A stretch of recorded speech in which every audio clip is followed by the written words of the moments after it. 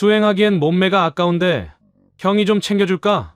조폭 두목이 비구니의 승복깃을 움켜쥐며 낄낄거렸죠. 여승은 고개를 숙인 채 미동도 하지 않았습니다. 바로 그 순간이었어요. 조폭 두목의 등골이 서늘해졌습니다. 분명 고개를 숙이고 있는데 뭔가 이상했어요. 숨을 쉬는 건지조차 느껴지지 않았거든요. 마치 맹수가 사냥감을 노리기 직전의 정적 같았습니다. 그는 아직 몰랐어요. 자신이 방금 건드린 것이 양이 아니라 잠든 호랑이였다는 사실을, 그리고 그 호랑이가 5년 만에 눈을 뜨려 하고 있다는 것을. 자비 없는 참교육이 곧 시작됩니다. 깊은 산속 무량사의 새벽이었습니다. 안개가 자욱하게 깔린 사찰 마당에서 비구니 해담이 빗자루로 낙엽을 쓸고 있었어요. 35의 나이에 고운 얼굴을 가졌지만 그녀의 눈빛에는 세상의 풍파를 겪은 사람만이 가질 수 있는 깊은 그늘이 서려 있었습니다. 무량사는 작은 절이었지만 특별한 곳이었어요. 갈 곳 없는 고아들을 걷어 키우는 보육 사찰이었거든요. 해담은 그 아이들을 돌보며 조금씩 마음의 상처를 치유해 나갔습니다. 그 중에서도 10살 소년 서준이가 유독 해담의 마음을 아프게 했어요. 서준이는 3년 전 무량사에 왔습니다. 부모님이 교통사고로 돌아가셨다고 했어요. 하지만 아이는 그 일에 대해 절대 말하지 않았습니다. 그저 가끔 악몽을 꾸며 엄마 아빠하고 울부짖을 뿐이었죠. 해담은 서준이를 볼 때마다 가슴 한쪽이 저렸습니다. 마치 자신이 죽인 그 아이가 다시 살아 돌아온 것 같았거든요. 그날도 평화로운 아침이었습니다. 해담이 마당을 쓸고 있을 때 서준이가 뛰어나왔어요. 스님, 아침 공양 준비 다 됐어요.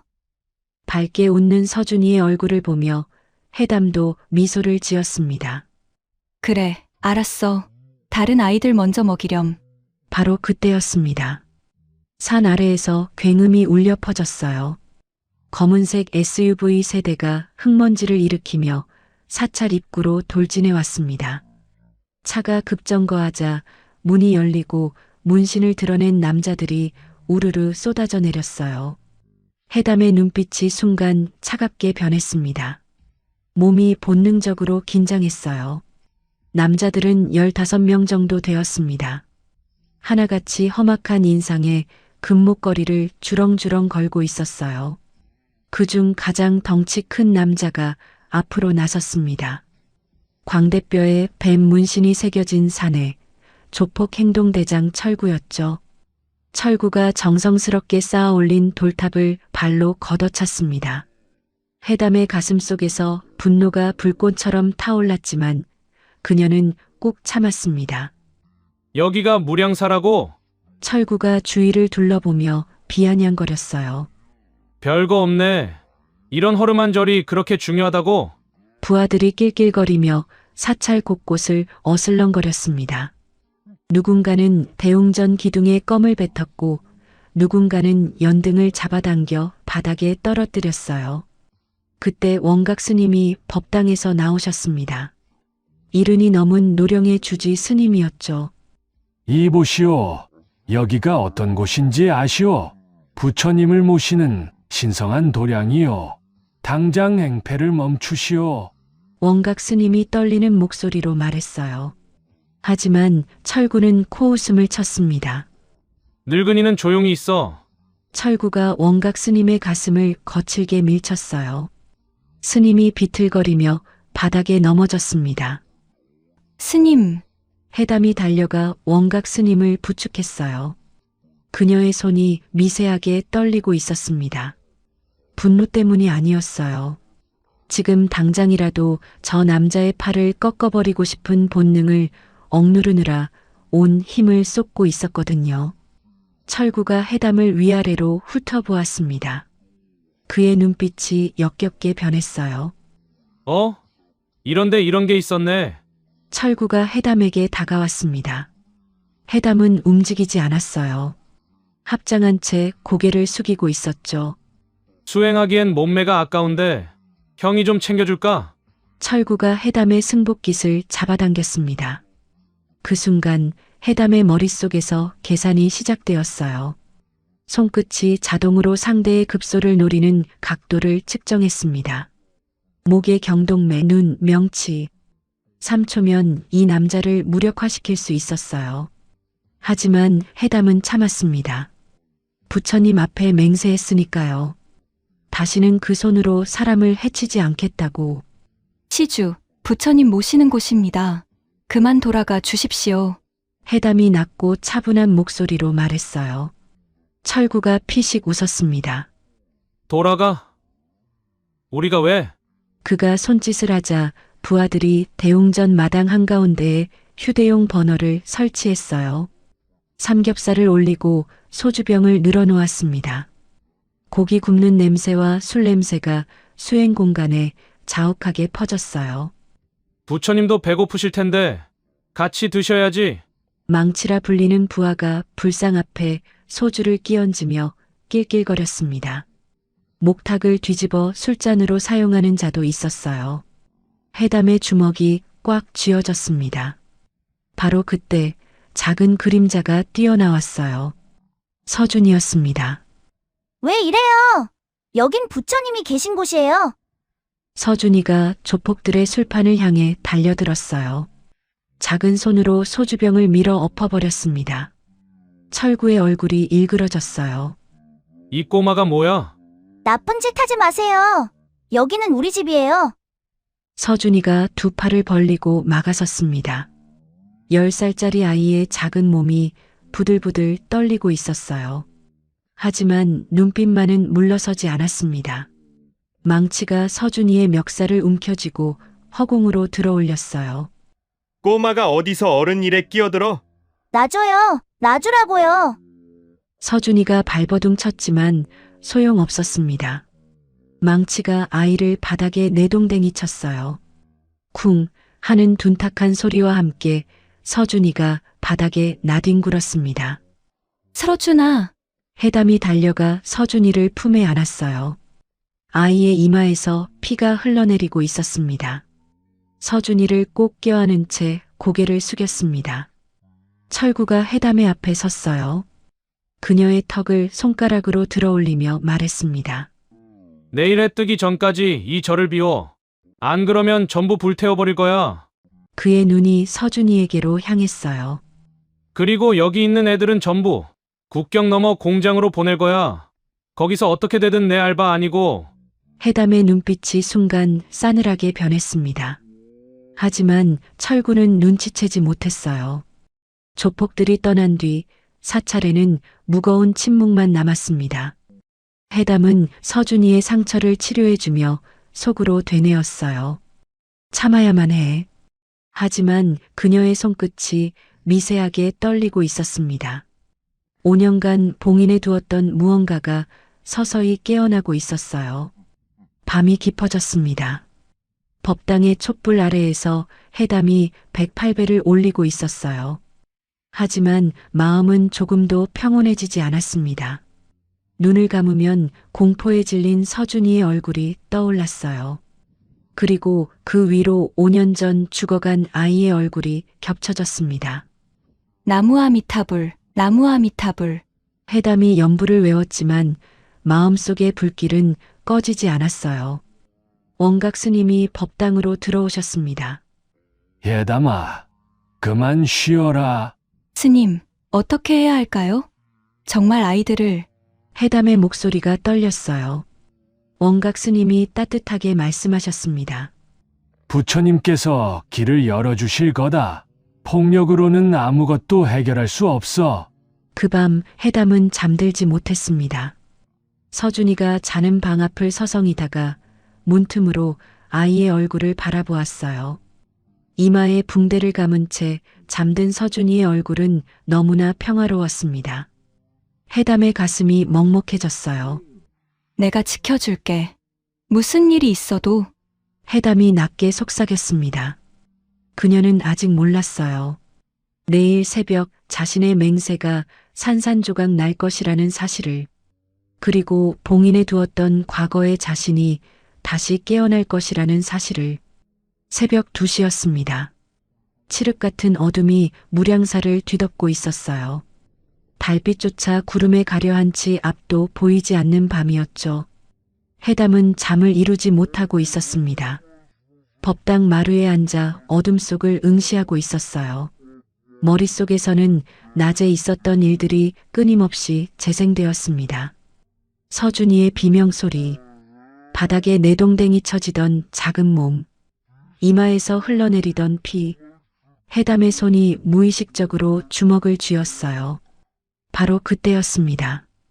산 아래에서 희미한 엔진 소리가 들려왔어요. 해담의 귀가 본능적으로 쫑긋 세워졌습니다.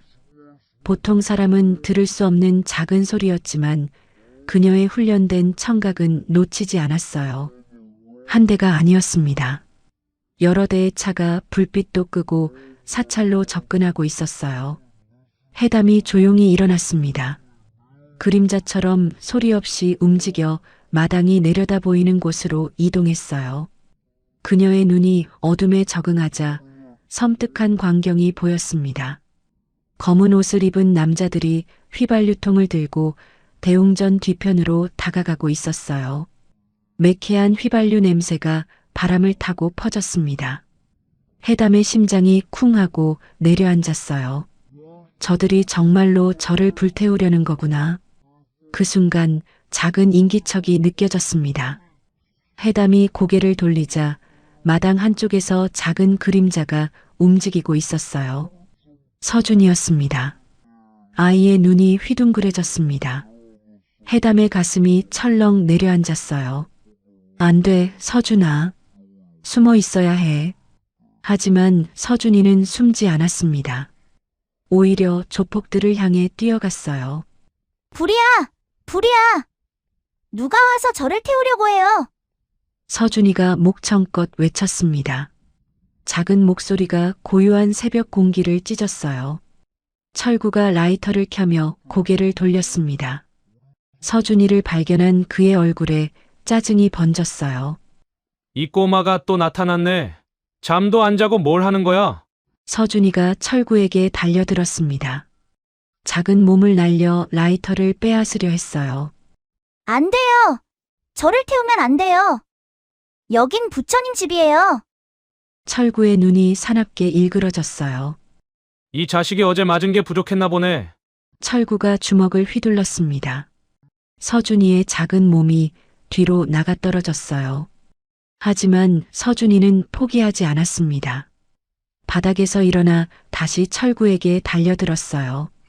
작은 손으로 그의 바지가랑이를 붙잡고 이빨로 물어뜯었습니다. 나쁜 짓 하지 마세요! 여긴 우리 집이에요! 스님들 집이에요! 철구의 얼굴이 분노로 붉게 달아올랐습니다. 이 자식이 정말. 철구가 땅에 있던 쇠파이프를 집어들었어요. 퍽! 둔탁한 소리가 새벽 공기를 갈랐어요. 붉은 피가 아이의 얼굴을 타고 흘러내렸어요. 하지만 철구는 멈추지 않았습니다. 그리고 군화발로 서준이의 복부를 짓밟았어요. 으! 서준이가 신음을 흘렸습니다. 작은 몸이 새우처럼 웅크러들었어요. 도와주세요, 스님. 서준이의 목소리가 점점 작아졌습니다. 의식이 흐려지고 있었어요. 망치가 옆에서 낄낄거렸습니다. 형님, 이 애 완전히 뻗었네요. 이제 조용히 일할 수 있겠어요. 철구가 서준이를 내려다보며 코웃음 쳤어요. 이 애는 우리가 장난이 아니라는 증거야. 내일까지 안 비우면 다른 애들도 똑같이 당할 거야. 바로 그 순간이었습니다. 어둠 속에서 누군가 뛰쳐나왔어요. 해담이었습니다. 그녀는 바람보다 빠르게 서준이에게 달려갔어요. 피투성이가 된 아이를 품에 안았습니다. 서준아, 서준아. 해담이 절규하듯 아이의 이름을 불렀어요. 서준이의 작은 몸은 축 늘어져 있었습니다. 해담의 손이 서준이의 얼굴을 쓸었습니다. 피범벅이 된 아이의 얼굴, 창백해져가는 입술, 5년간 꾹꾹 눌러왔던 분노가 폭발했습니다. 이성을 지탱하던 최후의 빗장이 산산조각 났어요. 해담의 눈빛이 변했습니다. 따뜻했던 눈동자에서 감정이 완전히 사라졌어요. 그 자리를 차가운 살기가 채웠습니다. 마치 다른 사람이 된 것 같았죠. 조폭들이 본능적으로 뒷걸음질 쳤어요. 뭐야? 왜 갑자기 눈빛이 소름 돋게? 철구도 뭔가 이상함을 느꼈지만 애써 무시했습니다. 뭘 쫄고 있어? 그냥 중년이잖아. 해담이 서준이를 조심스럽게 바닥에 눕혔어요. 그리고 천천히 일어났습니다. 그녀의 움직임이 달라져 있었어요. 아까까지의 온화한 비구니가 아니었습니다. 날카롭고 정밀하고 치명적인 움직임이었죠. 해담이 뒤도 돌아보지 않고 법당으로 걸어갔어요. 낡은 마루장을 뜯어냈습니다. 그 아래에서 먼지 쌓인 검은 가죽 가방이 모습을 드러냈어요. 원각 스님이 법당에서 뛰어나왔습니다. 해담아, 그건 안 돼. 그건 영원히 봉인했다고 했잖아. 스님의 목소리가 다급하게 울렸어요. 하지만 해담은 대답하지 않았습니다. 가방을 열었어요. 그 안에는 검은 전술 장갑과 특수 전투봉이 들어 있었습니다. 5년 전 봉인해 두었던 과거의 유물이었죠. 해담이 장갑을 꺼내 들었어요. 그녀의 손이 미세하게 떨렸지만 표정은 돌처럼 굳어 있었습니다. 이미 늦었습니다, 스님. 해담의 목소리는 얼음장처럼 차가웠어요. 제가 맹세한 불살생계보다 저 아이의 목숨이 더 소중합니다. 검은 전술 장갑을 끼고 손가락을 꺾었어요.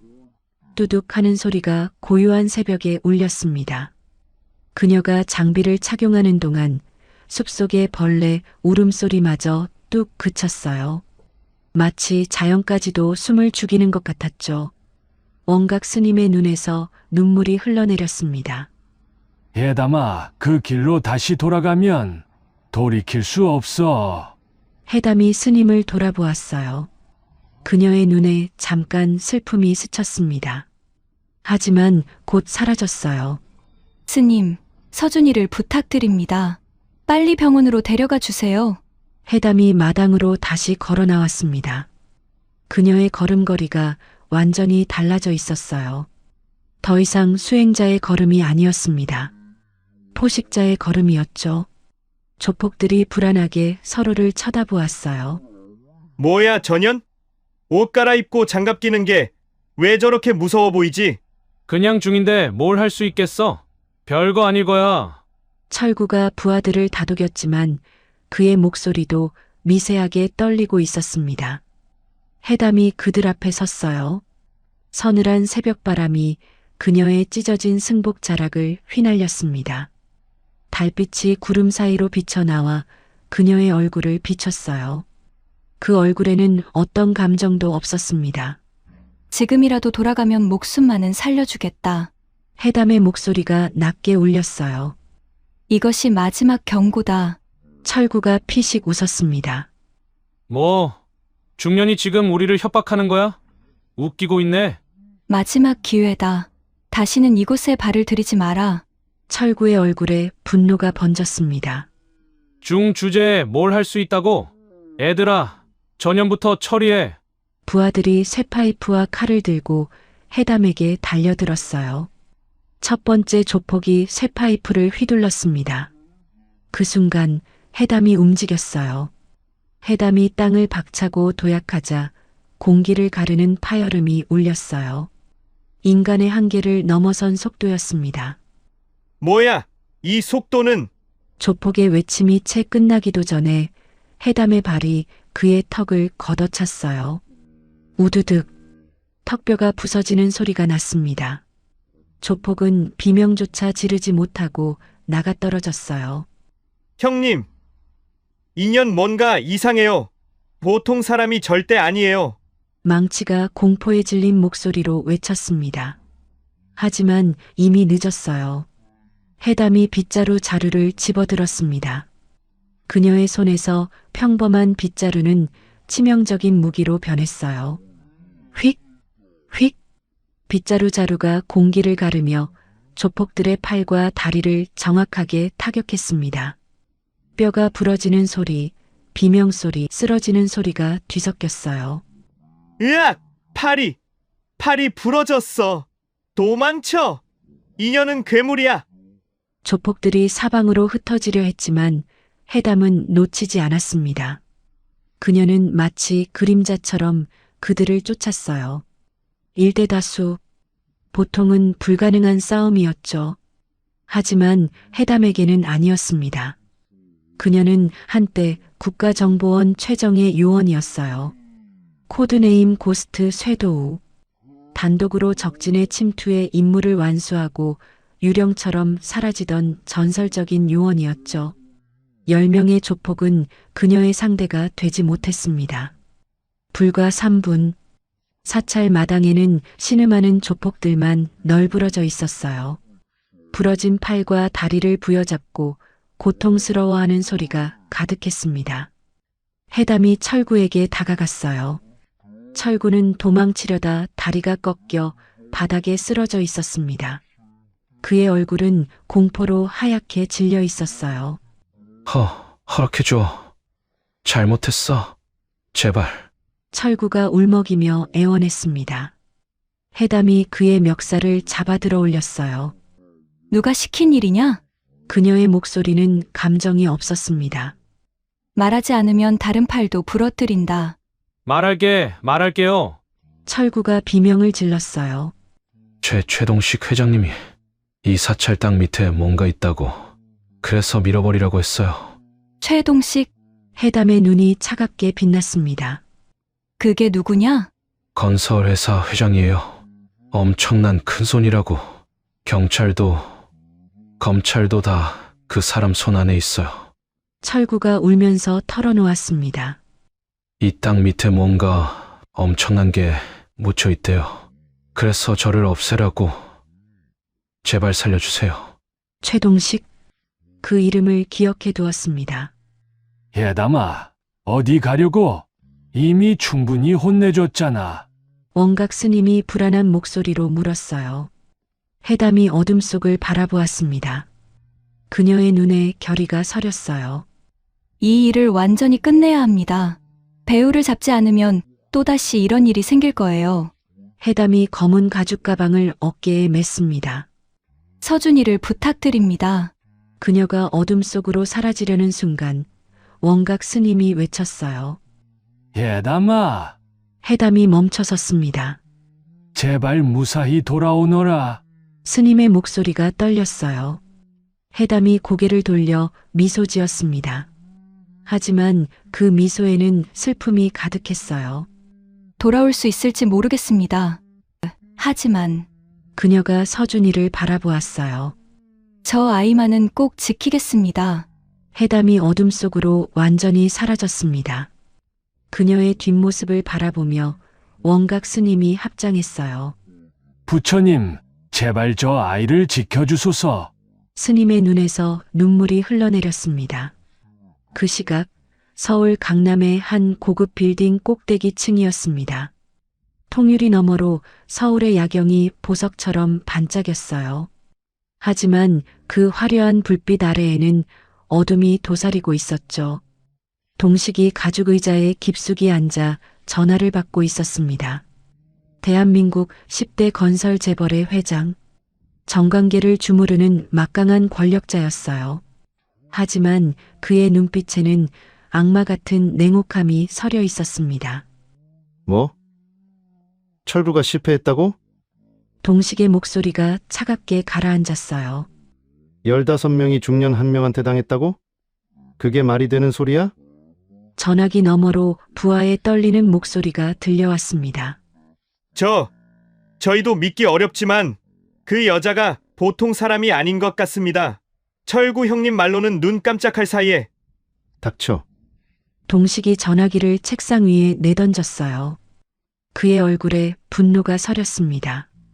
이런 일이 생길 줄 알았어야 했는데. 그가 창밖을 바라보며 중얼거렸어요.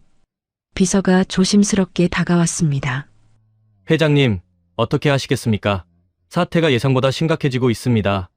동식이 천천히 고개를 돌렸어요. 그의 눈이 뱀처럼 차갑게 빛났습니다. 레드스콜피온에 연락해. 네. 해외 용병팀 말씀이십니까? 비서의 눈이 휘둥그레졌어요. 그래. 이번엔 확실하게 처리해야 해. 실수는 용납할 수 없어. 하지만 비용이 상당할 텐데요. 동식이 피식 웃었습니다.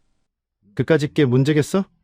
저 사찰 밑에 있는 게 얼마짜린지 알아? 그가 책상 위에 서류를 집어들었어요. 지질조사 보고서였습니다. 리튬 광맥이야.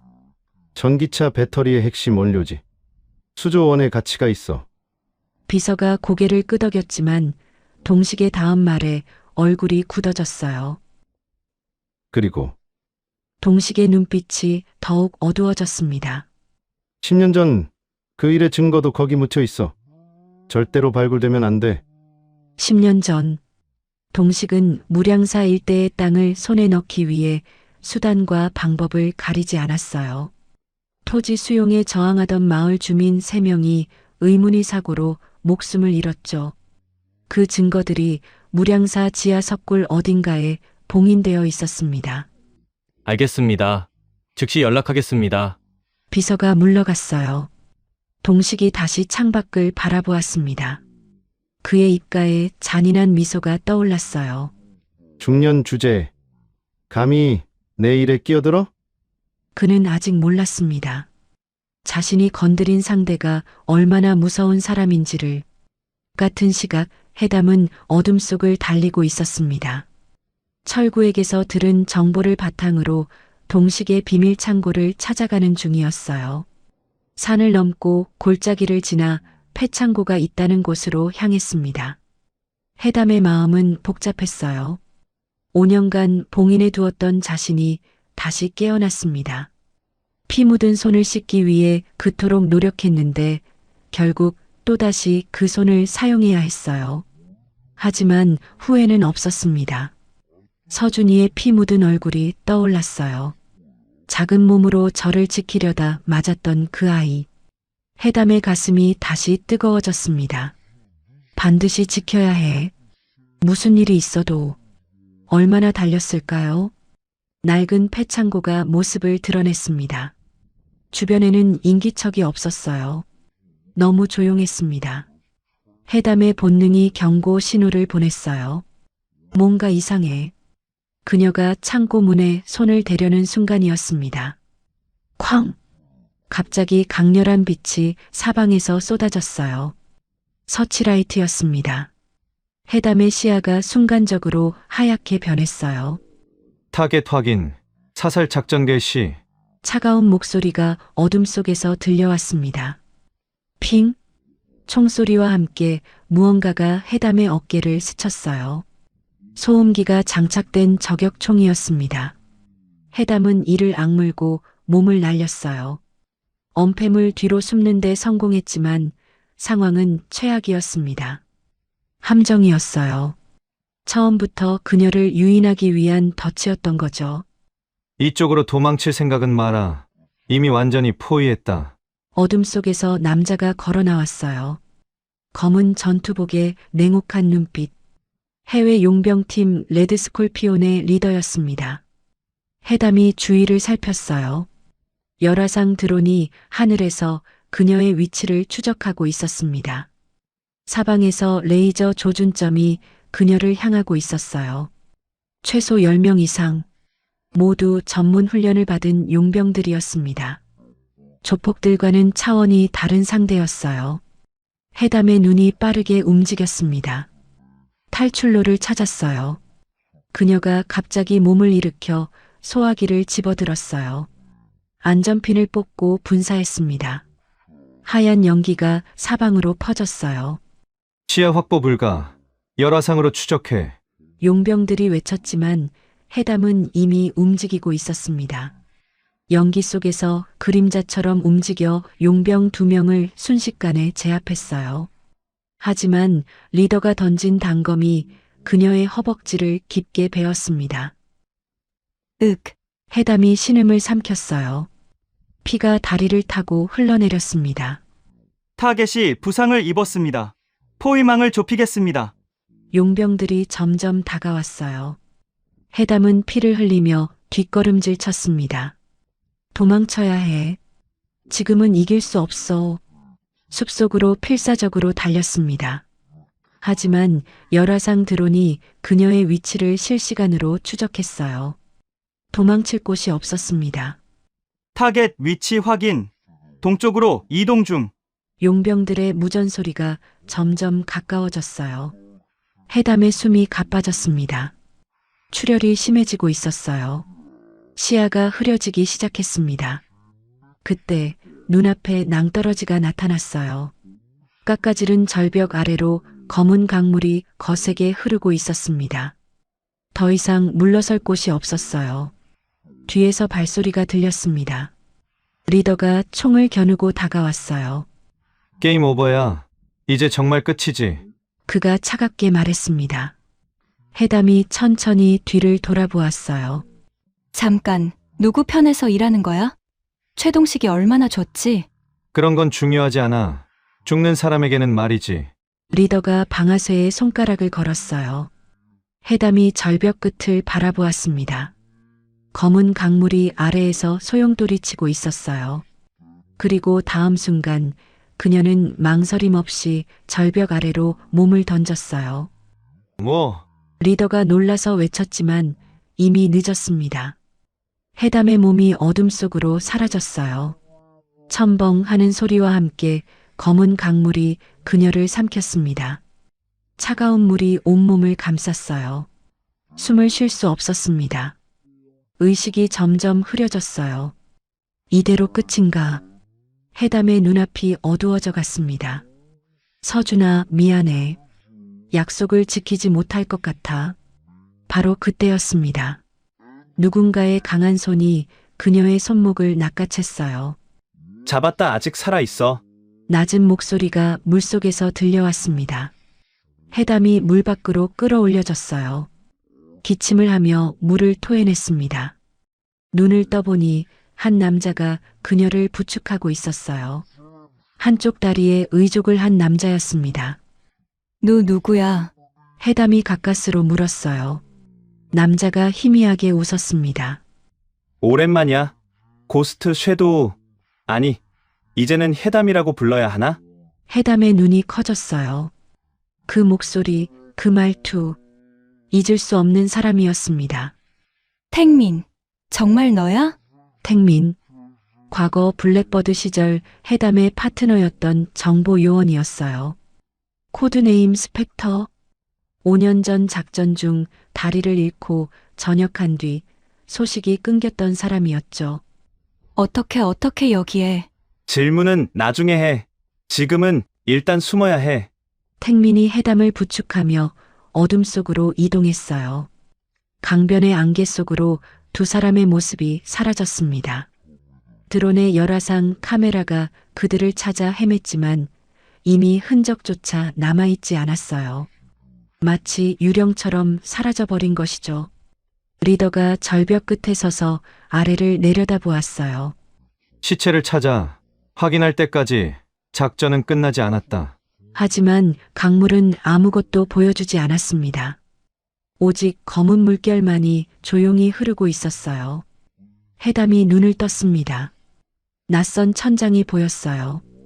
희미한 모니터 불빛이 어둠 속에서 깜빡이고 있었습니다.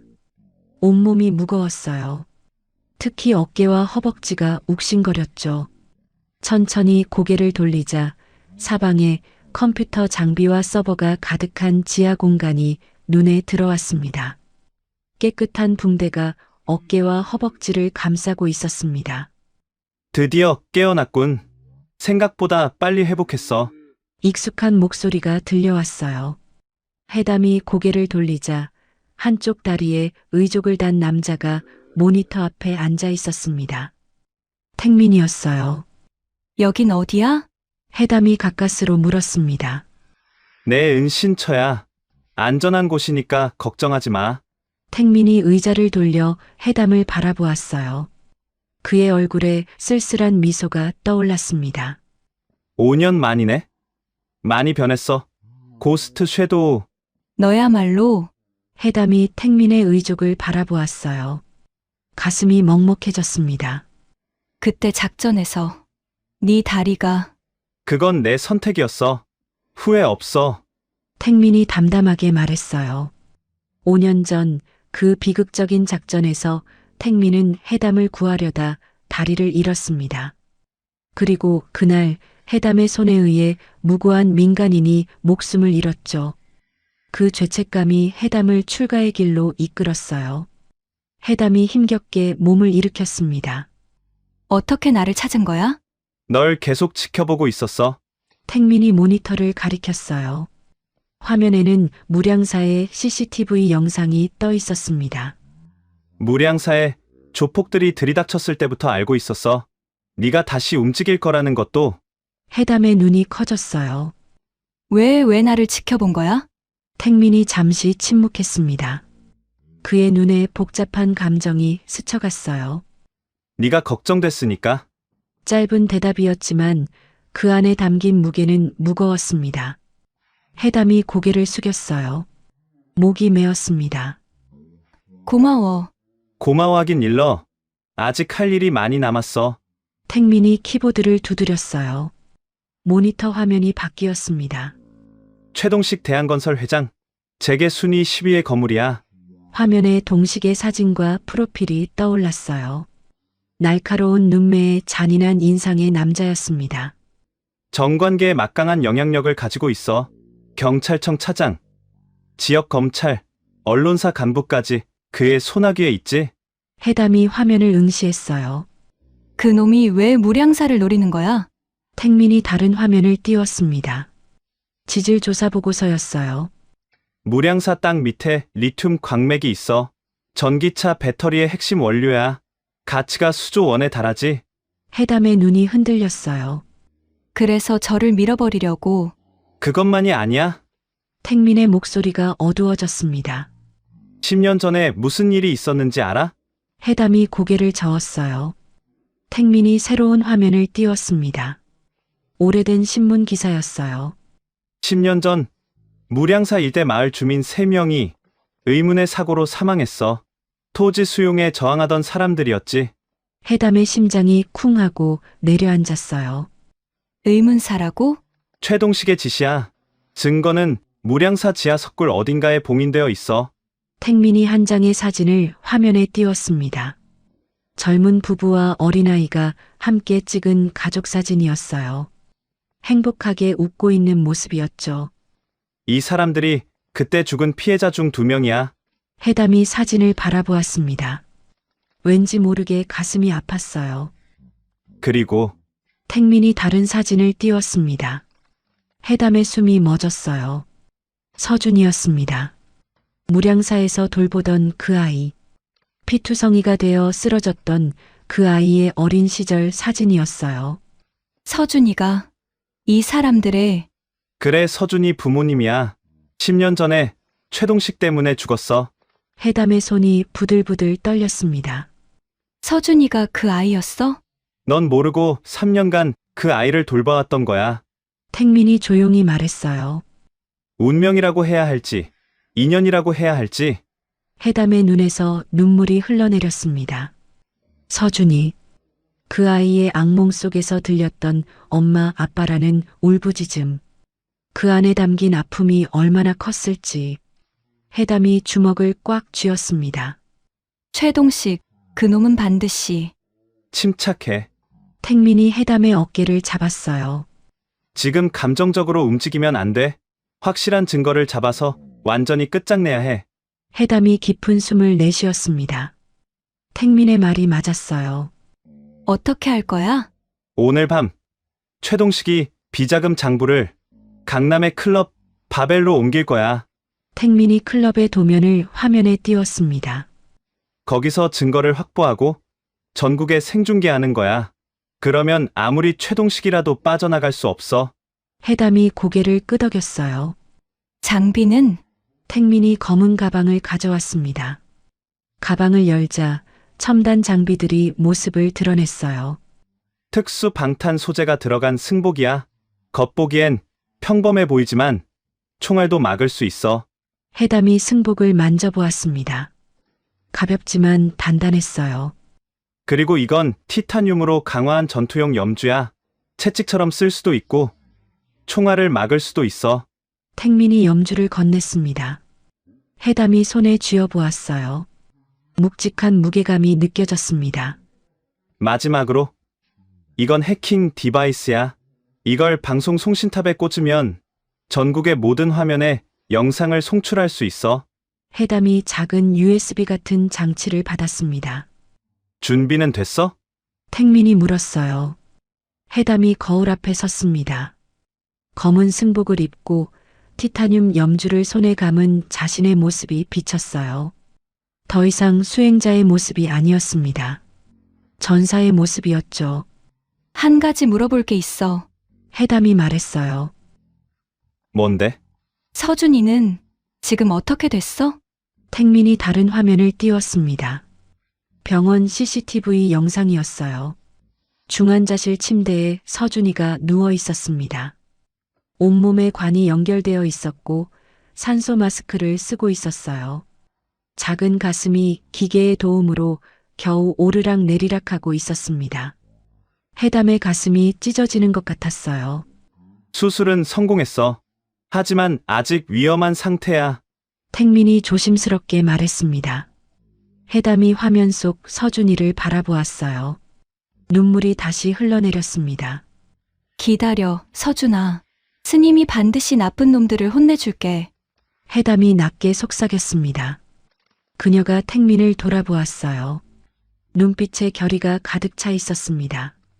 가자 끝내러. 택민이 고개를 끄덕였어요. 조심해. 이번엔 정말 위험한 상대들이야. 알아 하지만 해담이 화면 속 서준이를 다시 한번 바라보았습니다. 이제는 지킬 것이 생겼으니까 절대 지지 않아. 해담이 헬멧을 쓰고 오토바이에 올라탔어요. 엔진 소리가 지하 벙커에 울려 퍼졌습니다. 실시간으로 서포트해 줄 수 있어? 이어폰을 통해 계속 연결돼 있을 거야. 걱정하지 마. 택민이 대답했어요. 해담이 엑셀을 밟았습니다. 오토바이가 어둠 속으로 질주했어요. 화려한 네온 사인이 번쩍이는 강남의 밤거리. 클럽 바벨이 점점 가까워지고 있었습니다. 이제 진짜 전쟁이 시작되려 하고 있었어요. 서준이의 부모님을 죽인 자, 서준이를 다치게 한 자, 무량사를 짓밟은 자, 모든 악의 근원 최동식. 해담은 반드시 그를 심판할 것입니다. 부처님의 자비로도 용서할 수 없는 죄가 있으니까요. 코드네임 고스트 쇠도우. 그녀의 마지막 작전이 시작되었습니다. 클럽 바벨의 입구에 도착한 해담이 헬멧을 벗었습니다. 화려한 네온 사인이 번쩍이고 쿵쿵거리는 음악 소리가 밖까지 새어나왔어요. 거구의 경비원들이 입구를 지키고 있었습니다. 해담이 오토바이에서 내리자 경비원들의 눈이 그녀를 향했어요. 뭐야? 저 여자? 경비원이 미처 말을 끝내기도 전이었습니다. 해담이 바람처럼 움직였어요. 순식간에 2명의 경비원이 바닥에 쓰러졌습니다. 비명조차 지르지 못했죠. 클럽 안으로 들어서자 강렬한 비트 소리가 온몸을 감쌌어요. 수백 명의 사람들이 춤을 추고 있었습니다. 해담이 DJ 부스를 향해 걸어갔어요. 사람들이 검은 승복을 입은 그녀를 이상하게 쳐다보았지만 신경 쓰지 않았습니다. 그녀가 메인 전원을 내렸어요. 쿵! 음악이 멈추고 클럽 안이 순간적으로 조용해졌습니다. 해담이 마이크를 잡았어요. 철구야, 나와라. 이 게임을 끝낼 시간이야. 그녀의 목소리가 클럽 전체에 울려 퍼졌습니다. 2층 VIP룸에서 술을 마시던 철구가 난간 너머로 고개를 내밀었어요. 온몸에 붕대를 감은 채 깁스까지 한 비참한 모습이었죠. 철구의 얼굴이 공포로 일그러졌습니다.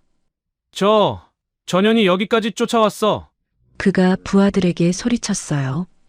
뭘 멍청이 서 있어. 전현을 처리해. 쇠파이프와 칼을 든 조폭 수십 명이 해담에게 달려들었습니다. 해담이 티타늄 염주를 풀었어요. 휙! 염주가 채찍처럼 공기를 갈랐습니다. 첫 번째 조폭의 손목을 감아 비틀었어요. 우두득! 뼈가 부러지는 소리와 함께 비명이 터져 나왔습니다. 해담은 마치 춤을 추듯 움직였어요. 우아하면서도 치명적이었죠. 테이블을 밟고 도약하고 의자를 무기로 사용하고 양주병으로 급소를 가격했습니다. 불과 5분. 클럽 바닥에는 신음하는 조폭들만 널브러져 있었어요. 해담이 철구에게 다가갔습니다. 철구는 도망치다 계단에서 굴러떨어져 있었어요. 해담이 그의 멱살을 잡아 들어 올리려는 순간 철구가 갑자기 비열하게 웃었어요. 이미 늦었어. 뭐라고? 내 부하들이 지금 병원으로 갔거든. 그 꼬마 숨통을 끊으러. 해담의 심장이 얼어붙었습니다. 동시에 이어폰으로 택민의 다급한 목소리가 들려왔어요. 해담, 함정이야. 병원에 암살조가 출동했어. 서준이가 위험해. 해담의 얼굴이 하얗게 질렸습니다. 서준이, 병원에서 혼자 누워있는 그 아이. 해담이 철구를 바닥에 내동댕이 치고 클럽 밖으로 뛰어나갔어요. 오토바이에 올라타 엑셀을 끝까지 밟았습니다. 도로 위를 미친 듯이 질주했어요. 제발, 제발 늦지 않게 해주세요. 해담이 속으로 기도했어요. 병원이 보이는 순간 그녀의 눈이 커졌습니다. 검은 양복을 입은 남자들이 병원 입구로 들어가고 있었어요. 늦지 않았어. 해담이 오토바이를 세우지 않았습니다. 그대로 병원 로비의 유리문을 향해 돌진했어요. 쾅! 유리가 산산이 부서지며 오토바이가 로비로 돌입했습니다. 암살조 2명이 오토바이에 치여 나가떨어졌어요. 비명과 함께 사람들이 사방으로 흩어졌습니다. 해담이 오토바이에서 뛰어내렸어요. 전투봉을 꺼내 들고 엘리베이터 앞을 막아섰습니다. 서준이한테 가려면 날 먼저 넘어가. 남은 암살조들이 권총을 꺼내 들었어요. 바로 그때 밖에서 사이렌 소리가 울렸습니다. 경찰이었어요. 하지만 상황은 더 나빠졌습니다. 동식이 경찰청 차장에게 거짓 신고를 했거든요. 무장한 테러범이 병원을 점거하고 있습니다. 즉각 사살 명령을 요청합니다. 순식간에 경찰 특공대가 병원을 포위했어요. 총구가 해담을 향했습니다. 안에 있는 테러범, 무기를 버리고 투항하라. 해담은 사면 초가에 빠졌습니다. 앞에는 암살조, 뒤에는 경찰, 그리고 위층에는 위험에 처한 서준이. 병원의 전기가 갑자기 나갔어요. 동식의 사주를 받은 누군가가 전력을 차단한 거였습니다. 이어폰으로 택민의 다급한 목소리가 들렸어요. 큰일이야. 서준이 인공호흡기 배터리가 30분밖에 안 남았어. 해담의 심장이 쪼그라드는 것 같았습니다. 30분. 그 안에 모든 것을 해결해야 했어요. 해담이 결단을 내렸습니다. 암살조를 순식간에 제압하고 비상계단을 향해 뛰었어요. 특공대원들이 뒤쫓았지만 해담은 그들을 따돌리며 옥상으로 향했습니다. 옥상 문을 박차고 나가자 차가운 바람이 얼굴을 때렸어요. 헬리콥터가 하늘에서 서치라이트를 비추고 있었습니다. 수십 개의 레이저 조준점이 해담의 몸을 겨누고 있었어요. 포위되었다. 투항하라. 해담이 주변을 살폈습니다. 옥상 한가운데에 방송 송신탑이 있었어요. 택민이 말했던 그 송신탑. 해담이 두 손을 드는 척하다가 갑자기 몸을 날렸어요. 총소리가 울렸습니다. 해담이 송신탑 뒤로 몸을 숨기며 해킹 디바이스를 포트에 꽂았어요. 연결 시작. 30초만 버텨. 택민의 목소리가 들렸습니다. 총알이 빗발쳤어요. 해담이 티타늄 염주를 풀어 탄환을 쳐냈습니다. 깡, 깡. 금속이 부딪히는 소리가 울렸어요. 저 여자 뭐야? 총알을 막아. 특공대원들이 경악했습니다. 10초, 20초, 25초. 됐어. 송출 시작. 택민이 외쳤어요. 순간 병원 외벽에 대형 전광판이 번쩍였습니다. 서울 시내 모든 전광판, 모든 TV, 모든 스마트폰 화면이 일제히 바뀌었어요. 동식의 얼굴이 화면에 나타났습니다. 병원 전기를 끊어서라도 그 애랑 전현을 죽여? 그가 소리치는 CCTV 영상이었어요. 이어서 10년 전 마을 주민 의문사 관련 문서가 공개되었습니다. 뇌물거래 녹취록, 비자금 장부 사본까지. 거리의 사람들이 스마트폰을 보며 경악했어요. 이게 뭐야? 최동식 회장이 사람을 죽였다고? 진실이 전 국민에게 공개되었습니다. 특공대장이 무전으로 들려오는 뉴스를 듣고 얼굴이 굳어졌어요.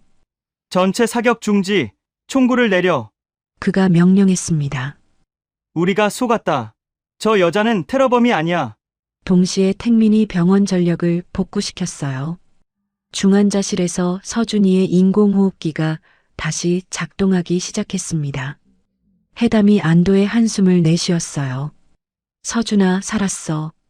하지만 아직 끝나지 않았습니다. 동식이 도망치려 하고 있었거든요. 해담이 옥상 난간에서 뛰어내렸어요. 와이어를 타고 동식의 차량 위로 착지했습니다. 쿵! 성난 군중들이 이미 동식의 차량을 에워싸고 있었습니다. 해담이 선루프를 부수고 동식의 멱살을 잡아 끌어냈어요. 동식의 얼굴은 공포로 일그러져 있었습니다. 바지에는 오줌이 흥건했어요. 살려줘. 제발. 그가 울먹이며 애원했습니다. 해담이 주먹을 들어 올렸어요. 그녀의 눈앞에 서준이의 피투성이 얼굴이 스쳤습니다. 10년 전 죽은 서준이 부모님의 얼굴도요. 주먹이 부들부들 떨렸어요. 하지만 해담은 주먹을 내렸어요. 법의 심판을 받아라. 지옥에서 평생 참회해. 검찰 수사관들이 달려와 동식에게 수갑을 채웠습니다. 플래시가 터지고 카메라가 돌아갔어요. 동식의 추락이 전 국민 앞에 중계되었습니다. 일주일 후 무량사는 전국에서 몰려온 후원금과 자원봉사자들 덕분에 예전의 평화를 되찾았어요. 동식에게는 무기징역이 구형되었습니다. 10년 전 의문사 피해자들의 명예도 회복되었어요. 서준이는 수술을 마치고 건강하게 회복했습니다. 하지만 해담의 모습은 어디에도 없었어요. 서준이가 휠체어에 앉아 사찰 입구에서 누군가를 기다리고 있었습니다. 원각 스님이 다가왔어요. 서준아, 이거 해담이가 남기고 간 거야. 스님이 낡은 염주와 편지 한 통을 건넸습니다. 서준이가 떨리는 손으로 편지를 펼쳤어요. 피 묻은 손으로는 부처님을 모실 수 없기에 떠난다. 너는 맑은 물처럼 세상을 흐르게 하라. 서준이의 눈에서 눈물이 흘러내렸습니다. 깊은 산속 어딘가 낡은 토굴 앞에서 삭발한 여인이 참선을 하고 있었습니다. 해담이었어요. 그녀의 곁에는 검은 가죽 가방이 놓여 있었지만 그 위에 들꽃 한 송이가 조용히 피어 있었습니다. 해담이 천천히 눈을 떴어요. 과거의 차가운 살기는 사라지고 깊은 호수처럼 맑은 눈빛이 빛났습니다. 나무아미타불. 그녀가 산 아래 세상을 향해 깊은 절을 올렸어요. 그리고 안개 낀 숲길 속으로 천천히 걸어 들어갔습니다. 흔적 없이 사라지며 전설이 되어갔어요. 멀리서 서준이의 맑은 웃음소리가 바람을 타고 들려왔습니다. 스님, 어디 계신지 몰라도 건강하세요. 저는 잘 자라고 있어요. 숲속 어딘가에서 목탁 소리가 은은하게 울려 퍼졌습니다. 모든 것이 고요 속으로 돌아갔어요. 해담은 영원히 사람들 마음속에 따뜻하게 기억될 것입니다. 때로는 선량함만으로는 지킬 수 없는 것들이 있습니다. 누군가는 자신의 손을 더럽혀서라도 무고한 이들을 보호해야 할 때가 있죠. 진정한 영웅은 화려한 무대 위가 아니라 어둠 속에서 묵묵히 자신의 신념을 지키는 사람인지도 모릅니다. 해담처럼요. 오늘 이야기가 마음에 남으셨다면 좋아요와 구독으로 응원해주세요. 여러분의 따뜻한 관심이 다음 이야기를 전할 수 있는 힘이 됩니다. 항상 건강하시고 좋은 일만 가득하시길 바랍니다.